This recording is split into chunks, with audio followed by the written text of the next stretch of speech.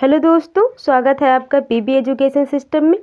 आज मैं फिर आपके सामने उपस्थित हूँ सी-टेट से रिलेटेड बहुत ही इम्पॉर्टेंट क्वेश्चन को। तो आज जिस सब्जेक्ट की क्वेश्चन के बारे में हम बात करेंगे वो सब्जेक्ट है आपका ईवीएस। तो फ्रेंड्स, आई होप आप सभी लोग बहुत ही अच्छे होंगे और सी-टेट के लिए बहुत ही मेहनत से, बहुत ही लगन से और पूरी शिद्दत से मेहनत कर रहे होंगे।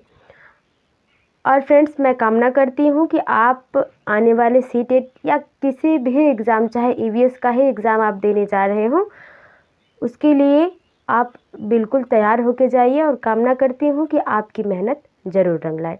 और फ्रेंड्स, डीमोटिवेट बिल्कुल मत होइएगा, क्योंकि आप जो भी डीमोटिवेशन था उसको भूल जाइए, क्योंकि सारे एग्ज़ाम्स अब रेगुलरली, मुझे जहाँ तक मेरी उम्मीद है कि सारे फॉर्म्स आएंगे। जैसे आपने सी-टेट देखा, कीवीएस देखा, तो यूपी-टेट भी आएगा।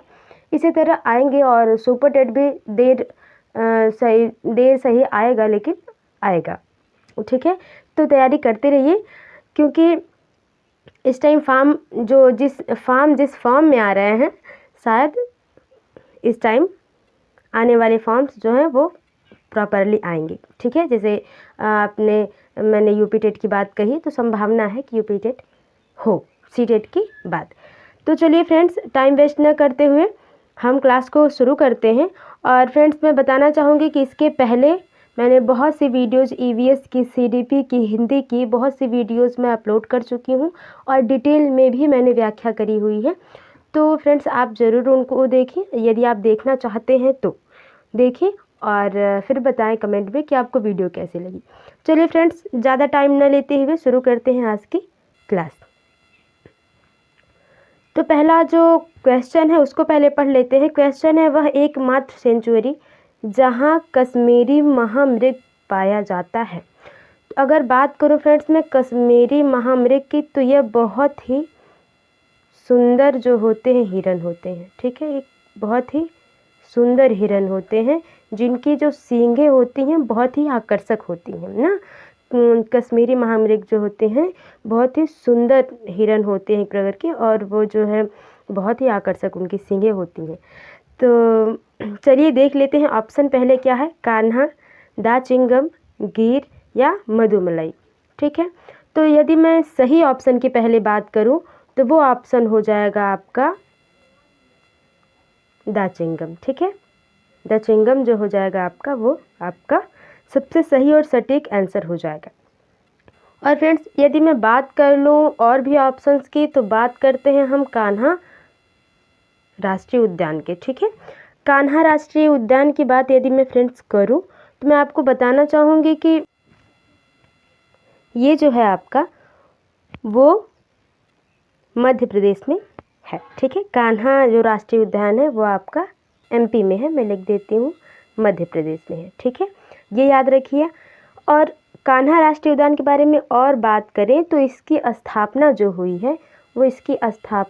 है कान्हा राष्ट्रीय उद्यान की, वो हुई है आपकी 1955 में। ठीक है फ्रेंड्स, आई होप आप समझ पा रहे होंगे।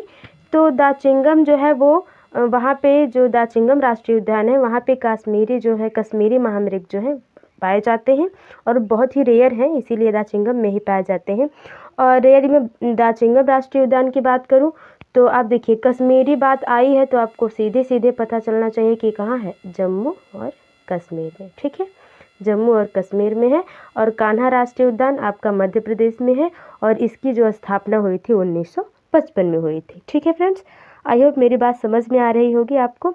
और बात करें यदि अगले ऑप्शन की, जो है आपका गिर राष्ट्रीय उद्यान, तो ये तो सबको ही पता होगा, क्योंकि ये जो कान्हा, दाचिंगम और गिर राष्ट्रीय उद्यान है ये बहुत बार सी-टेट के और यूपी-टेट के पेपर में आ चुके हैं। तो जो गिर राष्ट्रीय उद्यान है वो आपका है पहले गुजरात में। ठीक है, इसका स्थान जो है वो गुजरात में है। जो गुजरात में गिर राष्ट्रीय उद्यान पाया जाता है और किसके लिए प्रसिद्ध है, तो शेरों के लिए। ठीक है, एशियाई शेरों के लिए प्रसिद्ध है। ये कई बार मैंने क्वेश्चन में लिया है फ्रेंड्स। देखते हैं फ्रेंड्स अगला वाला क्वेश्चन। अगला क्वेश्चन है, भारतीय वन्य जीव संस्थान स्थित है कहाँ स्थित है? नई दिल्ली, शिमला, देहरादून या भोपाल? ठीक है, तो पहले सही ऑप्शन की बात मैं करूँ तो वो है आपका देहरादून। देहरादून में भी कहाँ? देहरादून में भी उत्तराखंड में। ठीक है, उत्तराखंड में जो भारतीय राष्ट्रीय वन्यजीव संस्थान है।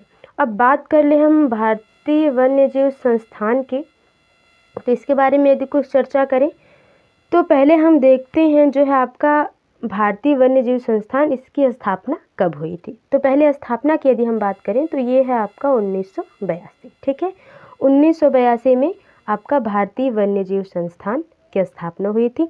लेकिन इसको मान्यता पूरी तरह से और या इसमें अनेक प्रकार के जीव जब रखे गए, जीव जंतु जो रखे गए, वो कब रखने स्टार्ट हो गए थे? तो वो हो गए थे आपके 1986 में। कहने का मतलब इसकी स्थापना बनावट तो शुरू हो गई थी 1982 में। ठीक है, लेकिन इसको पूरी तरह से मान्यता मिली थी, वो मिली थी आपको 1986 में। ठीक है, आई होप फ्रेंड्स मेरी बात आपको समझ में आ रही होगी।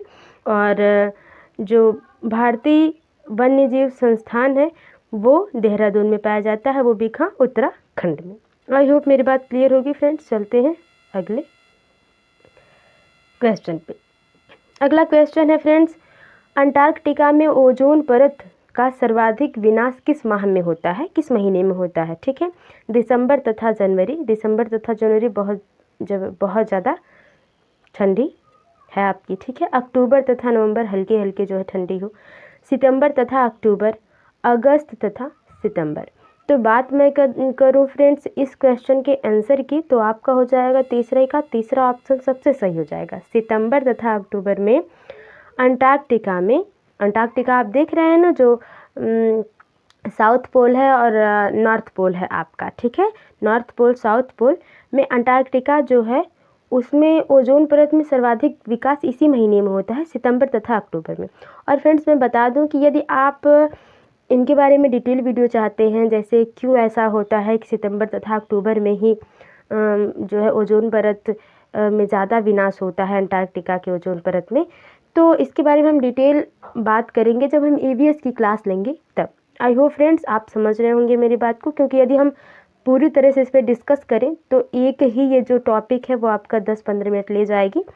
तो हम सोच रहे हैं सिर्फ क्वेश्चन को देख लें पहले, उसके बाद डिटेल में हम इसके आगे बात करेंगे। ठीक है फ्रेंड्स, देखिए एपीफाइट्स वे पौधे हैं जो अन्य पौधों पर निर्भर हैं। ठीक है, ये अन्य पौधों पर निर्भर हैं फ्रेंड्स, समझ लीजिएगा, क्योंकि कुछ दिख रहा है मैंने इमेज रखते रखते ध्यान नहीं दिया तो वो थोड़ा सा कट गया है। ऑप्शन देखते हैं, भोजन के लिए, यांत्रिक अवलंबन के लिए, छाया के लिए। तो फ्रेंड्स आप देख रहे होंगे कि यहाँ पे जो एपीफाइट्स हैं वे कैसे पौधे होते हैं? एपीफाइट्स वे पौधे होते हैं जो दूसरों पौधों पर क्या करते हैं? जीवन यापन करते हैं। ठीक है, वो उत्पन्न ही होंगे, मतलब वो उनका जन्म ही दूसरे पौधे पर होगा। ठीक है, और क्यों ऐसा होता है कि वो अन्य पौधे पर क्यों निर्भर होते हैं? भोजन के लिए बिल्कुल नहीं, क्योंकि वो हरे होते हैं। एपीफाइट्स पौधे जो होते हैं वो बहुत ही कोमल तने वाले होते हैं। ठीक है, और उनकी पत्तियां बहुत ही कोमल होती हैं। तो भोजन के लिए जब हरे हैं तो वो खुद प्रकाश संश्लेषण कर सकते हैं, भोजन बना सकते हैं। छाया के लिए बिल्कुल नहीं, वो छोटे हैं और खुद को उनको छाया की क्या ज़रूरत है ना, तो भोजन भी गलत। छाया के लिए, जल के लिए नहीं, उनकी जड़ें हैं, अगर वो पृथ्वी पे भी उगते हैं तो उनको जल मिलेगा। ठीक है, लेकिन इसमें ऑप्शन जो सही हो जाएगा वो हो जाएगा आपका यांत्रिक अवलंबन। यांत्रिक अवलंबन मतलब वो अंदर से उतने स्ट्रांग नहीं होते हैं कि वो मजबूती से पृथ्वी पर खड़े हो सके। ठीक है, इसलिए वो दूसरे पेड़ पौधों का सहारा लेते हैं अपने जीवन को यापन करने के लिए। ये एपीफाइट्स पौधे की बात हो रही है फ्रेंड्स। ठीक है, आप इमेज में देखेंगे तो देखेंगे कि यहाँ पे जो एक लंबा सा पेड़ गया हुआ है, ठीक है, एक लंबा सा ये देखेंगे आप पेड़ गया हुआ है, और यहाँ पे जो है आपके जो पौधे हैं छोटे छोटे एपीफाइट्स पौधे हैं ये, जो उसके सहारे उगे हुए हैं और अपना जीवन यापन कर रहे हैं। ठीक है फ्रेंड्स, आई होप मेरी बात समझ में आ रही होगी। चलिए देखते हैं अगला क्वेश्चन। अगला क्वेश्चन है, गिर राष्ट्रीय पार्क किस राज्य में स्थित है? इसका जो है सबसे पहले ही पहला या दूसरा जब क्वेश्चन हम हल कर रहे थे अभी अभी, तो उसकी बात हो चुकी है, फिर भी देख लेते हैं, क्वेश्चन आ चुका है। तो गिर राष्ट्रीय पार्क किस राज्य में स्थित है? ठीक है, राजस्थान में, गुजरात में, मध्य प्रदेश में, महाराष्ट्र में। तो मैंने अभी भी बताया फ्रेंड्स कि ये भी नहीं है, ये भी नहीं है, गुजरात में है, ठीक है, गुजरात में। तो गिर राष्ट्रीय पार्क जो है वो आपका गुजरात में है। ये तो आपका सही ऑप्शन हो गया। और ऑप्शंस की बात कर लें हम, उसके बारे में चलते हैं। जैसे बात करते हैं राजस्थान में कुछ फेमस राष्ट्रीय उद्यान की, ठीक है, राजस्थान में। तो पहला अगर मैं बताऊं आपका जो राजस्थान में है वो है आपका रणथंभौर, ठीक है, रणथंभौर है, ठीक है। राजस्थान की बात हो रही है फ्रेंड्स। राजस्थान में जो है आपके एक तो हो गया रणथंभौर, ठीक है, दूसरा जो हो गया आपका केवला देव। क्या हो गया? केवला देव, ठीक है, केवला देव। और अगर मैं इनके बारे में और बात करूं तो ये जो हैं वो बाघ परियोजना के अंतर्गत ही हैं, ठीक है। लेकिन मैं सोच रही हूँ कि आपको थोड़ा सा रणथंभौर के बारे में बता दिया जाए अच्छे से, क्योंकि ये बहुत ज़्यादा ही इससे क्वेश्चन पूछता है, ठीक है, क्योंकि यही फेमस है और ये पहला भी राष्ट्रीय उद्यान है, तो उसके बारे में हम बात करेंगे। देखिए, रणथंभौर ये राजस्थान का पहला राष्ट्रीय उद्यान है, ठीक है। अब क्यों घोषित किया गया, अब उसके बारे में बात करते हैं। इसे 1 नवंबर, ठीक है, 1 नवंबर 1980 में ही रणथंभौर को राजस्थान का पहला राष्ट्रीय उद्यान घोषित किया गया। और 1974 में इसे बाघ परियोजना के अंतर्गत ले लिया गया, ठीक है फ्रेंड्स। क्योंकि इस टाइम जो है थोड़ा सा हाई लेवल पे सीटेट के क्वेश्चन भी बन रहे हैं, यूपी टेट के क्वेश्चन भी बन रहे हैं। तो मैं ये समझ रही हूँ फ्रेंड्स कि 15 नंबर का जो है पेडागॉगी आता है, लेकिन फ्रेंड्स पेडागॉगी ठीक है, यदि हम उसको अच्छे से समझ लेते हैं, यदि हम सीडीपी अच्छे से पढ़ लेते हैं और हिंदी अच्छे से पढ़ लेते हैं, तो मुझे लगता है वहाँ से हम अधिकतर जो है ईवीएस के क्वेश्चन और इंग्लिश के क्वेश्चन को हल कर सकते हैं जो पेडागॉगी से रिलेटेड आते हैं। लेकिन जो वन लाइनर क्वेश्चन है फ्रेंड्स, उन्हें तो हमें समझना पड़ेगा। तो मान लीजिए हर बार ये देता है कि राजस्थान में कौन से जो है राष्ट्रीय उद्यान पाए जाते हैं, तो आज अगर पूछ लिया जाए, इस बार पूछ लिया जाए कि रणथंभौर की स्थापना कब हुई, या कुछ और घुमा के क्वेश्चन पूछ लिया, तो इसलिए मैंने सोचा कि इस पर थोड़ा सा बात कर लेते हैं। और बात करें मध्य प्रदेश में, तो अभी अभी आप लोगों ने देखा कि मध्य प्रदेश में जो है आपका वो कान्हा राष्ट्रीय उद्यान है, मैंने बताया है इसी वीडियो के दूसरे क्वेश्चन में, ठीक है। और महाराष्ट्र की बात करें तो संजय गांधी हुआ, बड़ौदा राष्ट्रीय उद्यान, ये सब उद्यान जो है आपके महाराष्ट्र में है, ठीक है। ये तो फिलहाल 5वें का आंसर था सही, वो गुजरात था। चलिए अगला देखते हैं क्या है। अगला क्वेश्चन है, निरीक्षण विधि की विशेषता नहीं है। निरीक्षण मतलब आप समझ रहे हैं, परीक्षा लेने से है कि हम बच्चे की कॉपी चेक कर रहे हैं या बच्चे को चेक कर रहे हैं, उसके पूर्व ज्ञान के बारे में बात कर रहे हैं, तो हम उसकी विशेषता क्या नहीं है, ठीक है, उसके बारे में बात करेंगे। नेगेटिव पोर्शन जरूर याद रखें फ्रेंड्स, क्योंकि कभी कभी हम बहुत जल्दबाजी कर देते हैं, खासकर एग्जाम के टाइम में, ठीक है। तो पहले ऑप्शन देख लेते हैं। यह एक मनोवैज्ञानिक विधि है, यह प्रत्यक्ष अनुभव पर आधारित है, यह एक बाल केंद्रित विधि है जिसमें शिक्षक एक प्रशासक के रूप में होता है, यह विधि विभिन्न सर्वेक्षणों द्वारा अपनाई जाती है। तो नेगेटिव पूछा है फ्रेंड्स, तो जो इसमें पॉजिटिव होगा वो आपका नहीं होगा, जो इसमें नेगेटिव होगा वही आपका आंसर होगा, ठीक है।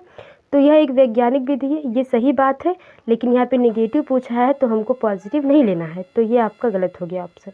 यह प्रत्यक्ष अनुभव पर आधारित है, बिल्कुल, बच्चा जिस तरह से सामने आपके रिएक्ट करेगा आप उसी के अनुभव को देख सकते हैं, उसके अर्धचेतन या अवचेतन मन में क्या चल रहा है वो निरीक्षण विधि से आप नहीं देख सकते, ठीक है।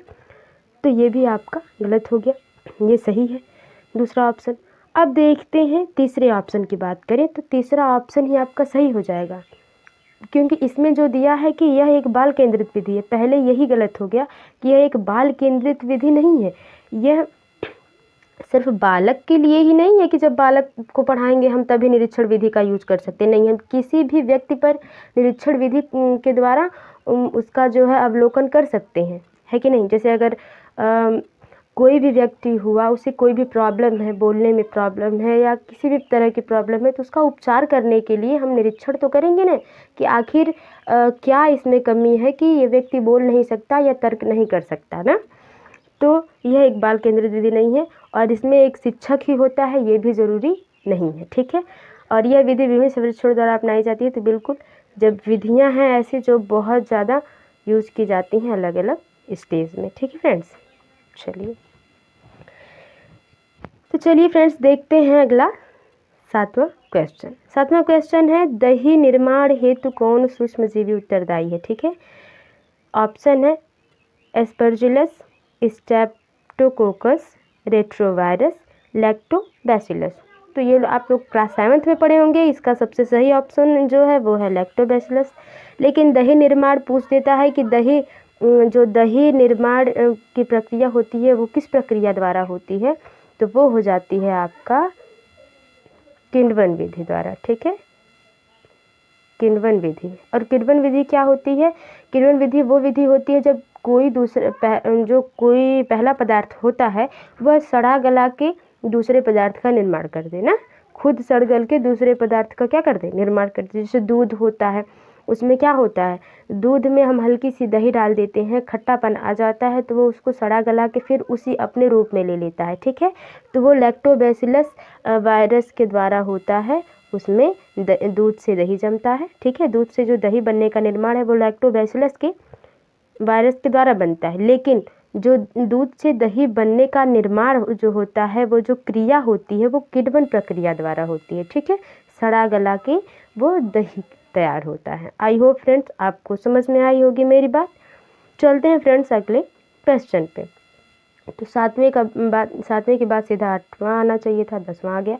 तो फ्रेंड्स आप बना लीजिएगा यहाँ 8वां। ठीक है, 8वां है कि जब मोर सांप को खाता है, ध्यान से सुनिएगा, जब मोर सांप को खाता है, सांप कीड़ों को खाता है और कीड़े हरे पौधे को खाते हैं, तो मोर का पोषण दल है प्राथमिक उपभोक्ता, अंतिम अपघटक, प्राथमिक अपघटक, खाद्य पिरामिड के शीर्ष पर।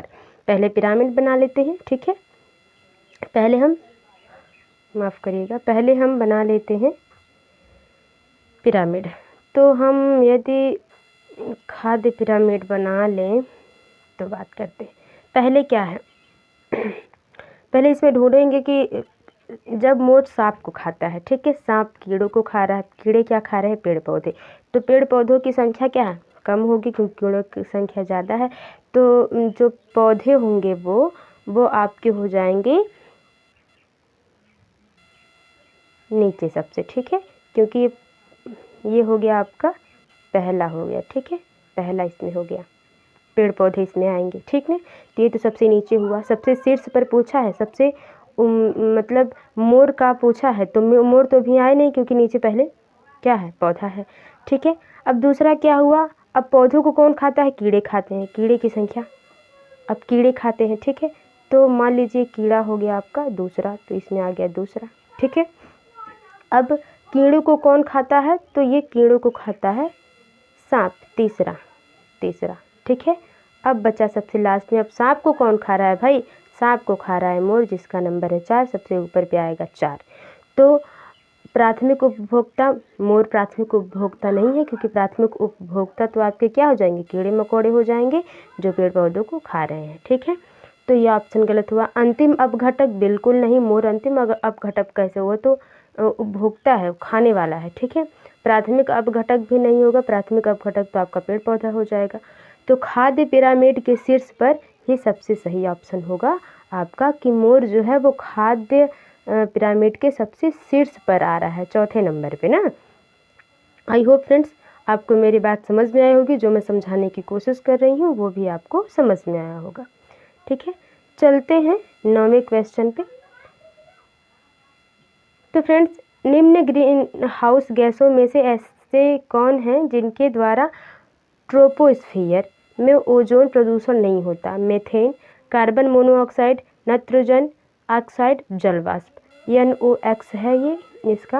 और नाइट्रोजन ऑक्साइड जो है वो, इसमें सबसे ज़्यादा नाइट्रोजन की मात्रा ही होती है, और नाइट्रोजन और अलग अलग गैसों को मिलाकर ये नाइट्रोजन ऑक्साइड जो होता है उत्पन्न होता है। फिलहाल ये आपका आंसर नहीं है, इसलिए इसको काट देते हैं। हमने चाहा कि आपको बता दें ताकि आपको कन्फ्यूजन न हो कि ये नाइट्रोजन से ही मिलकर नाइट्रोजन गैस बनता है, जिसको NOx कहते हैं। ठीक है, तो जलवाष्प भी नहीं है, बिल्कुल भी नहीं। जलवाष्प कहाँ से आ गया, अब हो गया मीथेन और कार्बन मोनोऑक्साइड, क्योंकि ये दोनों ओजोन परत में जो है प्रदूषण फैलाने के लिए बहुत ही अच्छे लेवल तक माने जाते हैं, ठीक है।